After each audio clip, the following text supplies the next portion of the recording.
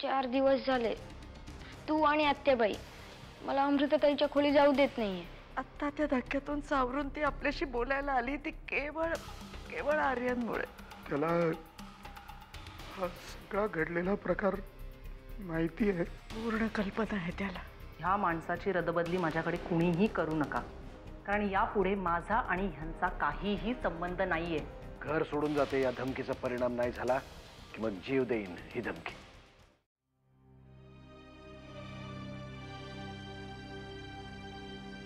गणेश, तुझ्या ताईला जाऊन बाहेर बोलाव. ती आज पहाटे उठून गावाला निघून गेली. जाताना काही बोलली नाही तुझ्याशी? नाही, मी झोपलो होतो. मला उशीजवळ चिठ्ठी सापडली.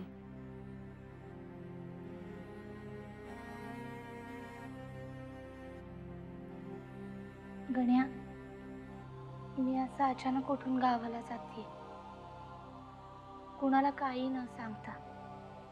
त्याबद्दल मला माफ कर. कदाचित मी परत कधी येणार नाही,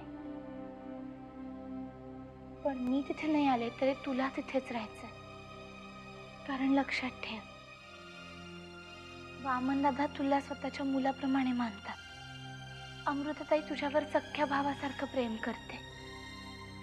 यांचाही तुझ्यावर खूप जीव आहे. तुला जर शिकून खूप मोठं व्हायचं असेल तर तुला तिथेच राहावं लागेल. कोणालाही त्रास देऊ नकोस, कारण तुझी बाजू घ्यायला आता तुझी जानकीताई तिथे नाहीये. अमृताताईला जास्त प्रश्न विचारू नकोस, कारण सध्या ती थोडी आजारी आहे. काळजी घे.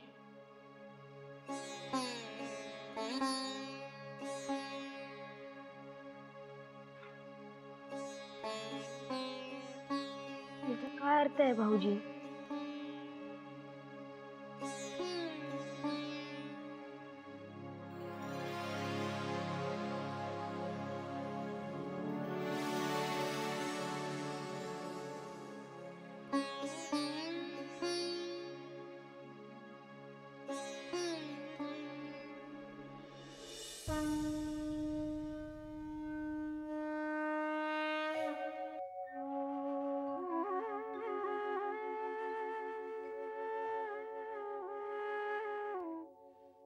देवा, अमृताच्या बाबतीत जे काही घडलं तो एक अपघात होता असंच आम्ही सगळेजण मानतोय.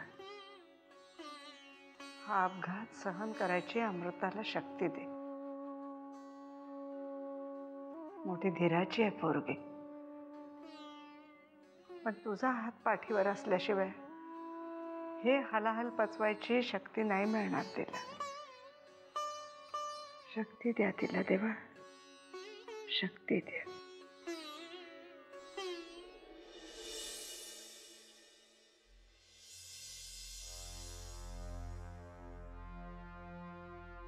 आत्याजी,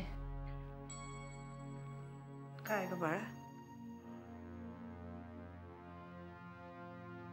तू माझ्या सुखासाठी देवाला ज्या ज्या अटी घातल्यास ना, त्या सगळ्या ऐकल्यात मी.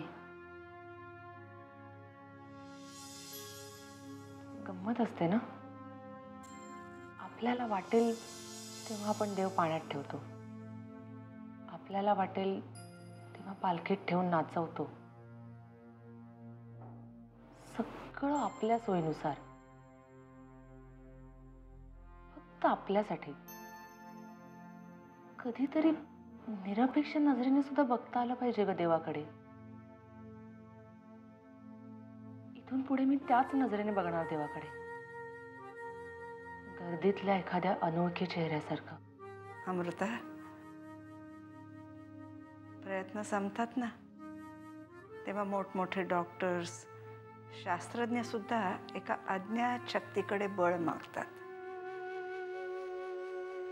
मी त्यालाच परमेश्वर म्हणते, बस. आत्याजी,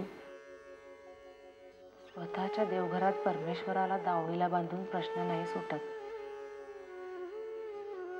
उलट आता ना त्यालाही जरा मोकळं सोडायची वेळ आली. आपल्या सगळ्यांच्या अपेक्षांचं ओझं वाहून वाहून ते सुद्धा थकलाय ग. असं काय एकदम संन्यासिनीसारखं बोलायला लागलीस का? आज सकाळी तुला इथे देवघरात बघून किती बरं वाटलं मला. घाबरू नकोस. मी काही नास्तिक वगैरे नाही झाले. फक्त परमेश्वराकडे बघण्याचा दृष्टिकोन बदललाय.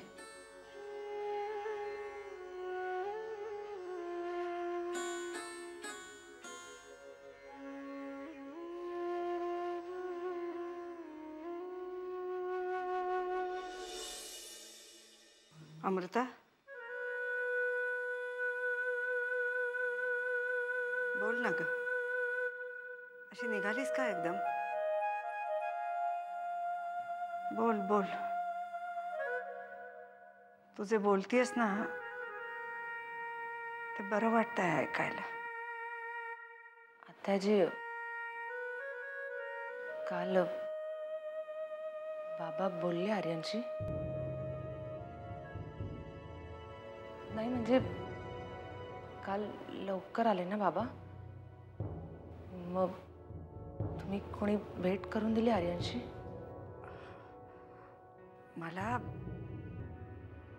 नक्की माहिती नाही आहे, पण मला वाटतं चुकामुक झाली त्या दोघांची,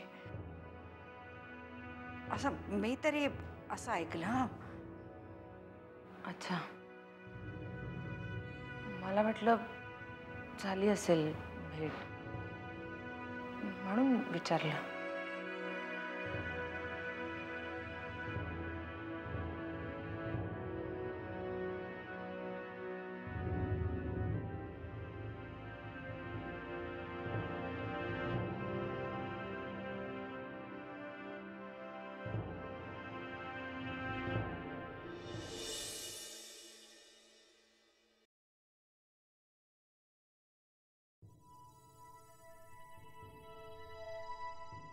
हे केम्ब्रिज युनिव्हर्सिटीचे प्रस्पेक्टस आहेत.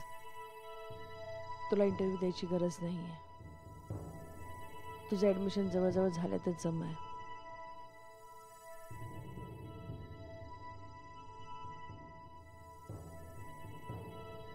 तू विनाकारण हे कष्ट घेतेस मामा. तुला चांगलंच माहिती आहे मी कुठेही जाणार नाहीये ते. प्रश्न तुझ्या इच्छेचा नाही आहे आर्यन. मी सगळी बोलणी करून ठेवली आहे. आणि ज्या विषयात तुला पोस्ट ग्रॅज्युएशन करायचं आहे त्याच्यासाठी ही युनिव्हर्सिटी उत्तम आहे. आपल्या इथे एवढं चांगलं शिक्षण मिळत नाही. हेच तर आपल्या देशाचं दुर्भाग्य आहे. या देशातल्या नेत्यांचीच मुलं शिक्षणासाठी परदेशात जातात. केवढा मोठा विरोधाभास आहे हा. तुला बाहेर पाठवण्याचं खरं कारण तुलाही माहिती आहे कारण आर्यन. काहीही असू दे मामा. मामा, इतक्या वर्षांनी मी तुझ्या जवळ आलो आणि तू मला दूर का पाठवतेस? तुला काय वाटतंय हे करताना मला आनंद होतोय? हां, पण तू उगाचच माझ्या आणि नरसिंहाच्या वादात भवला जातोस. ठीक आहे मामा, तुला हीच काळजी वाटते ना? ठीक आहे माईक, मी तुझ्या आणि नरसिंहाच्या भांडणापासून लांब राहील. हो, पण तू सांगेपर्यंतच. तुझ्या बोलण्याने खरंच मला बरं वाटलं. पण खरं सांगू, माझं समाधान झालं नाहीये.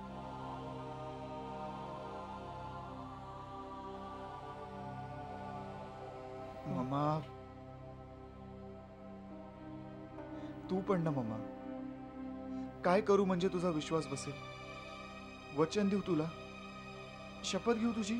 हे घे मामा, शपथ घेऊन सांगतो मी तू सांगेपर्यंत तुझ्या आणि नरसिंह केलेदाराच्या भांडणात पडणार नाही.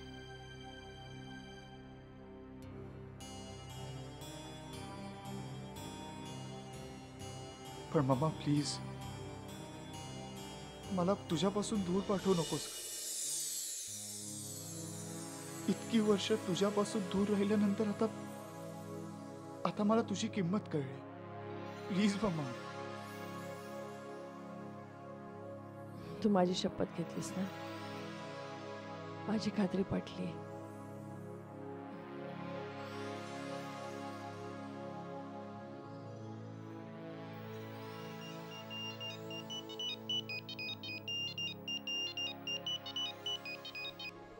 हॅलो, कोण?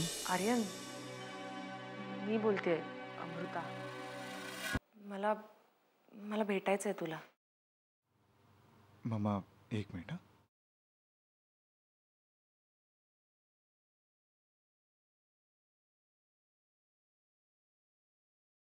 का भेटायचंय तुला मला? परत माझा अपमान करण्यासाठी? म्हणजे? अमृता, काल मला तुझ्या बाबांनी तुझ्या घरातून धक्के मारून हकलून दिले, कारण त्यांनाच विचार.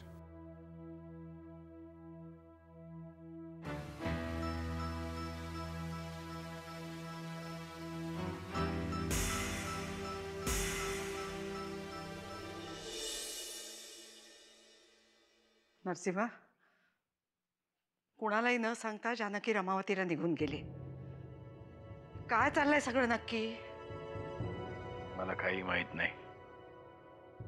तिला वाटलं ती गेली.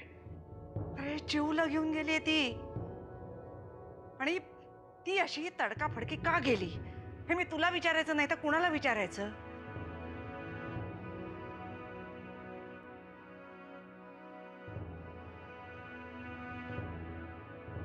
या घरात जे काय चाललंय ते थांबव. विनाशकाले विपरीत बुद्धी म्हणतात तीही अशी. अजून काय विनाश व्हायचं बाकी आहे आतेबाई? जे काही झालं त्याला आपण थांबवू शकलो नाही, पण आपण प्रयत्न तर केले होते ना. सारखा असा नकारार्थी विचार करून कसं चालेल? अरे, माझी अर्धी लाकडं पोचली सरणावर तरी मी धीर धरून उभी आहे. अरे, तुला असं खचून जायला काय झालं रे? कारण जिच्या बाबतीत हे सगळं झालंय ती माझी मुलगी आहे. आणि ती माझी नात आहे हे विसरू नकोस. अरे, मी म्हातारी या वयात एवढा मोठा धक्का पचवून उभी आहे. कशाच्या जोरावर? त्या मुलीच्या सुखासाठीच ना. कारण या सगळ्याला तू जबाबदार नाहीये सातेबाई, मी जबाबदार आहे. इतके दिवस मला वाटत होतं की हे सगळे माझ्या मनाचे खेळ आहेत, पण आता अमृता स्वतःच्या तोंडाने म्हणाली की या सगळ्याला मीच जबाबदार आहे. मला तुझ्याशी वाद घालायचाच नाहीये, पण तू जे काय करतोयस ना ते अति होतंय असं मला वाटतंय. जानकीला दूर पाठवून काय मिळवलंस तू? सातेबाई, मी कोणालाही माझ्यापासून लांब पाठवलं नाही. सगळे आपणहूनच माझ्यापासून लांब गेलेत. कारण काही असो, जानकी तुझ्यापासून दूर गेली ही गोष्ट तर खरी आहे. भवानी माईचं भाकीत आठव.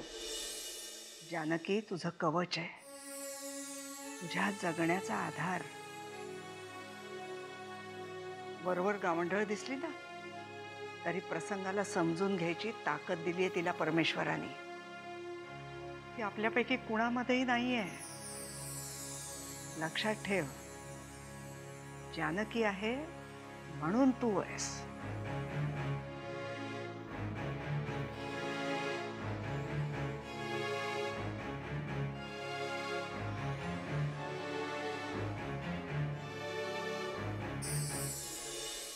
अमृता, तू कुठे निघालीस? इथून पुढे मला नरसिंह किल्लेदारांच्या घरात राहायचं नाहीये.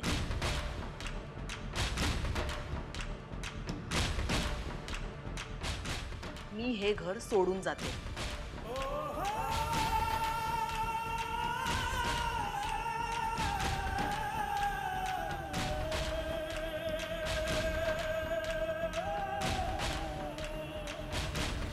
कुठे आलोय आपण? आजोळे आलोय. तुला माहितीये, इकडच्या शेतांवरच्या बांधांवरून तुझी आई आणि मी किती खेळलोय. हं. ए जानकी, कशी आहेस? अरे, चिवताई बी आली का? बघते बघ कशी. अगं, तो खालच्या आईतला शिरप्या ना, तो मला म्हणला वहिनी आली म्हणून. आई कुठे? अगं ती 10 वर्षांनी माहेरायला गेली. हा? फोन केला असता तर तिचं पोचायच्या आधच परत आली असती, म्हणून नाही केला. नाही, येऊ दे तिला सावकाश. मी आता इथेच आहे.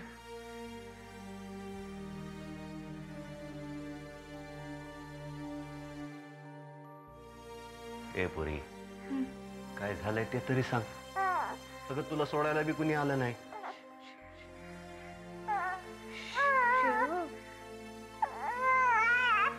शेतीची कामं कुठवर आली? हे बघ, ईशाला फाटे फोडू नगस. काय झालं? आणि येताना या पोरीला बी बरोबर आणलेस. मग मी तिकडे नसताना हिची काळजी कोण घेणार? ए पुरी, का पेरल्याला उरकून काढतेस? अगं काय झालं काय? बाबा, आता मी माझ्या घरात पाहिजे तेव्हा येऊ सुद्धा शकत नाही का? काय होतंय? हे बघ पुरी, उगाच चिडू नगस. तुला नसल सांगायचं तर सांगू नगस, मग सवडीनं सांग. बरं, या पोरीला इथं आणताना परशुराम रावांना विचारलंस का? हिची आई जाताना हिची जबाबदारी माझ्यावर टाकून गेली, त्यांच्यावर नाही. बरं, मी रखमाला बोलून घेऊ? नाही, नको. चिव चिव, अजून 4-5 दिवस राहू देत तिला तिकडे. काय होतंय? हा, नवीन घरात आलोय ना, रडायचं नाही.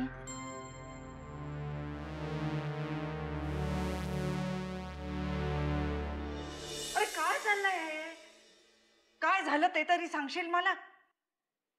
ते या घरच्या मालकालाच विचार ना, ज्याला कधीही कोणालाही घरातनं हाकलवता येतं. नरसिंहा, काय प्रकार आहे? आत्याजी, हे काय चाललंय ते तुला चांगलंच माहिती आहे ना,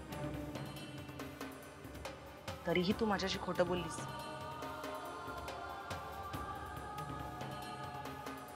अगं, ज्या माणसामुळे मी नॉर्मल झाले, घरातनं धक्के मारून हाकलवलं तुम्ही. बघितलं सत्याबाई, मी तुला म्हणालो होतो ना, मी कोणालाही तोडत नाही, पण माझी माणसंच माझ्यापासून लांब चाललेत. जरा थांब ना, आता मी बोलतेय ना तिच्याशी. हे बा अमृता, जे काही झालं त्याला नरसिंह जबाबदार नाहीये. आणि अमृता, प्लीज, मी तुमच्याशी बोलत नाही. अमृता, जे काही झालं त्याला एकटा नरसिंह नाही, आम्ही सगळेजण जबाबदार आहोत. तुला जी काही शिक्षा द्यायची ना, ती आम्हाला सगळ्यांना दे. आत्याजी, स्वतःच्याच नजरेत इतकी पडले ना, मी काय कोणाला शिक्षा देणार आहे ग? माझं फक्त इतकंच म्हणणं आहे की या सगळ्या प्रकरणात त्या बिचाऱ्या आर्यनचा काय दोष आहे, आणि तरीही हा माणूस त्याच्याशी असं का वागला? कारण तो आशाबाईचा मुलगा आहे, जिने तुझ्या किडनॅपिंगचं भांडवल करायला सुद्धा मागे पुढे पाहिलं नाही. तो युगंधरा सरतापेचा मुलगा आहे.